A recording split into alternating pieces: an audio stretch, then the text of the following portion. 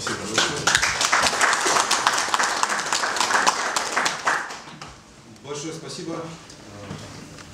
Очень приятно со всеми познакомиться. Многих я знаю очень давно. Я надеюсь, что задачи, поставленные президентом, мы продолжим выполнять.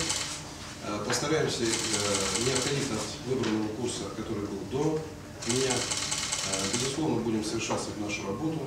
Основные задачи – это реализация органами государственной власти Северо-Кавказского федерального округа, основных направлений внутренней и внешней политики, определяемых президентом Российской Федерации, деяний Конституции Российской Федерации, прав конституционных граждан, ну и, конечно, повышение уровня жизни населения Северо-Кавказского федерального округа.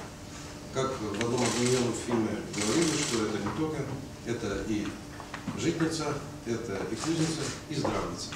Помните, да, интересный фильм, поэтому я думаю, что именно с этой точки зрения будем подходить, потому что это непростая часть нашей страны, это важный очень регион, который в том числе определяет и степень национальной безопасности нашей страны. Июля у меня стоит задача познакомиться с всеми представителями государственной власти, познакомиться с регионами, хотя я их знаю, но тем не менее.